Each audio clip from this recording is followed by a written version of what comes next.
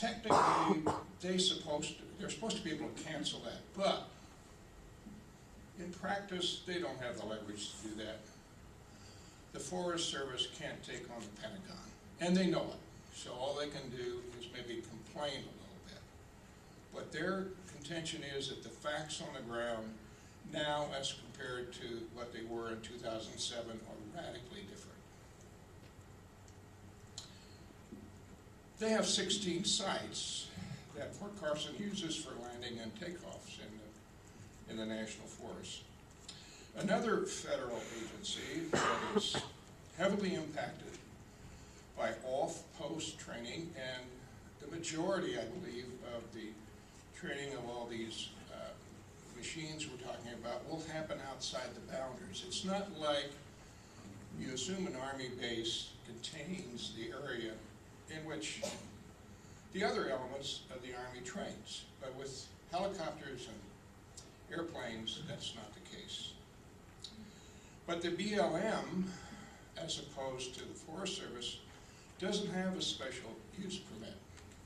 They have said all of this use of 24 sites, and they're seeking a lot more, the Army is casual use.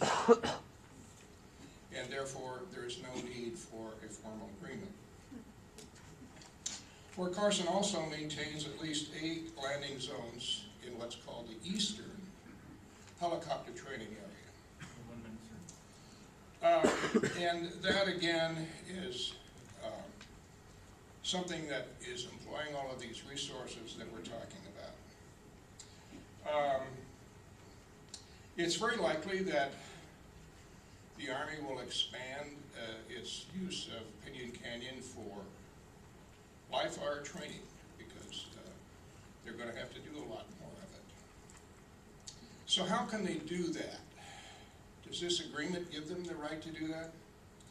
I would say that this following paragraph from Chapter 2 of the EA gives them sort of carte blanche. Environmental and training conditions, factors beyond the Army's control, such as world events, troop deployments, and climatic conditions, affect the implementation of training. Environmental and training conditions are dynamic. Therefore, training activity under the proposed action is a process by which the Army would monitor and respond to changing conditions in order to sustain the land for training and provide maximum troop readiness. That, to me, is sort of a trapdoor, a blank check that would cover major revisions in what is stated in the EA. Yes, sir. Thank you. Connectedness of all life. We object to this proposal because basically it is for death, not life. Let us imagine how this proposed military expansion at Fort Carson actually impacts the beings who live there. Here. Picture the defenseless ones, the birds, the butterflies, the deer, the rabbits, the foxes, and countless beings that have their homes here, besides humans. They deserve to live in a healthy environment just as we humans do. What will this do to their habitat? It will destroy it. Vehicles, helicopters, ground troops will destroy their fragile homes. I'm sure they would object to drones as well. Think about where we are putting our energy with this proposal. How can this benefit our children and our children's children by spending millions of dollars on what is in reality a killing machine that destroys Colorado's pristine environment as well as that of other countries? The women and men elders of the 6 nations of the Iroquois Confederacy, who, by the way, gave us our Bill of Rights, heard all citizens' concerns before deciding upon far-reaching changes in their communities. Changes were considered collectively as they recognized that the consequences of any big actions would impact the generations to come, 7 generations to come. We would be wise to do the same as responsible citizens. We should act as stewards of the land, not murderers. I'm asking you to think about what you are creating.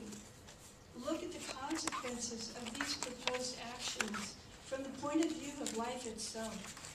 If we continue to regard other life forms on this planet as inconsequential to our rapacious military expansionist needs, this attitude will eventually cost us economically, not to mention spiritually.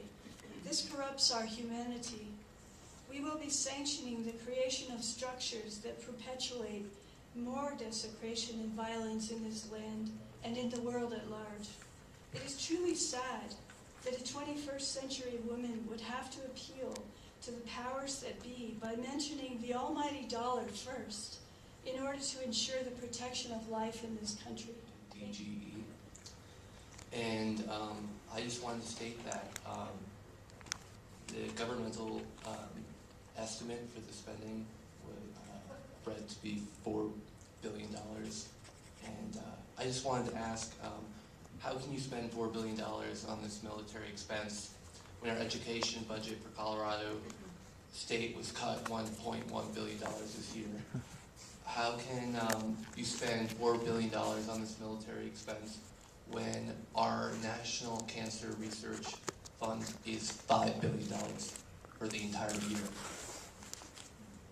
I just want you to deeply consider the necessity of this helicopter grade and think about the budgeting of this year and if it's necessary to actually have this. These rights, governments are instituted. It's not the other way around to secure the government's rights. It is a fallacy to base this latest Fort Carson request on a theory that more drones or helicopters will secure our rights. What secures our rights are those constitutional and international documents that are designed to bring us what the preamble to the U.S. Constitution declares should be the purpose of government: a more perfect union, justice, domestic tranquility, general welfare, and the blessings of liberty. It was Martin Luther King Jr., the great Christian pacifist, who said, "All we say to America is to be true to what you say on paper," referring to our human rights documents. Finally, as a member of the Religious Society of Friends Quakers, I remind us of the peace gospel of Jesus Christ, who calls us to love our enemies.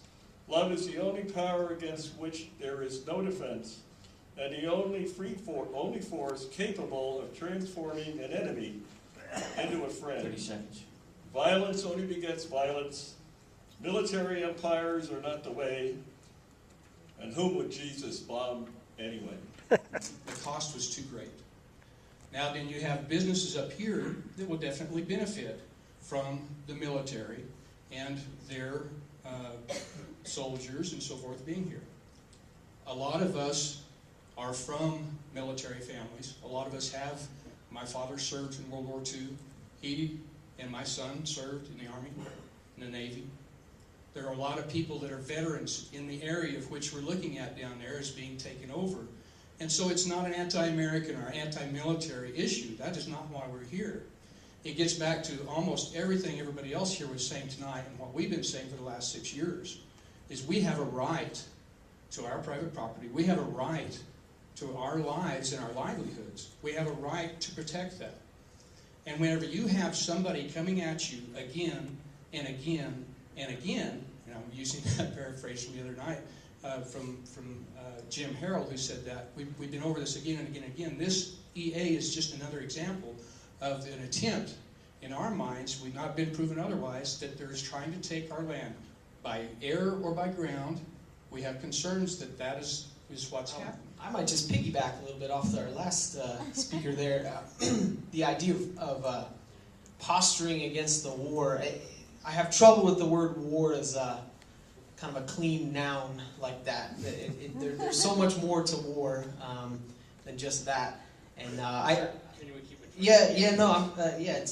me out here. I'm helping you out. The reason I'm saying this is because if it were if we were talking about a poop sandwich factory that was coming in, okay, we would be able to posture against the poop sandwich and the poop that was coming out of this factory. I'm sorry to make a sort of a gross thing there, but we would be allowed to talk about it. And then if at this factory, if the things that were being made there were getting into the water, or were being loud, or eating, or our children were eating these things, we would talk about that. And so I do think there are some similarities, that the point of this is war, and war is not a clean little noun. War is dirty, and war involves a lot of horrible things. So, but we are talking about the environmental assessment, and the environmental assessment, if we were to begin to be serious about this, we wouldn't go through such motions, because it's a joke. The environmental impact of the end situation of what this is war.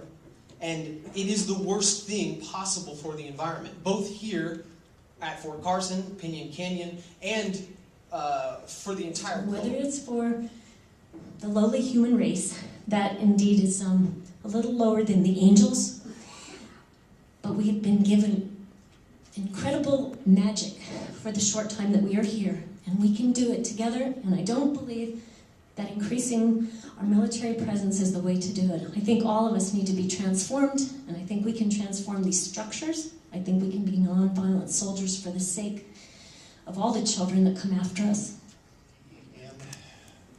And just a citizen of Colorado Springs, I was surprised by the number of people that identified themselves at the beginning of this as being where the word environmental is in your job title.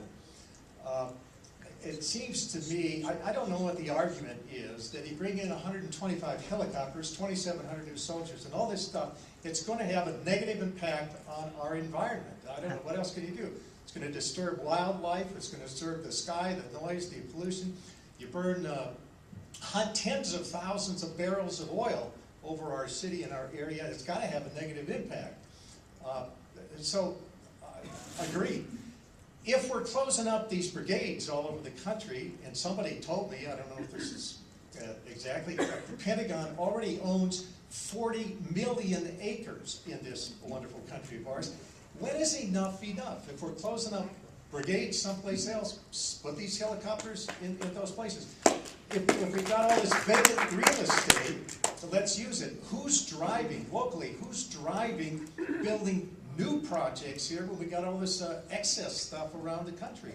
Well, somebody stands to make a lot of money for this thing coming in. So it's driven not by national defense. It's driven by corporations that profit from this particular thing, especially if we've got this vacant real estate.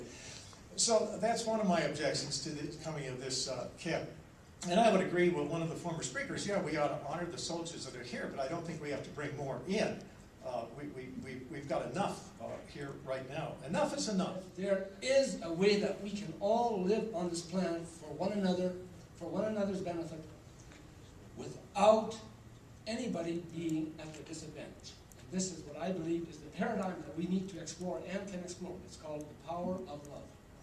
Well, I just want to say that I really want to be supportive of the ranchers in the southeast Colorado. We have been a part of that movement, I think, since we first were aware of it.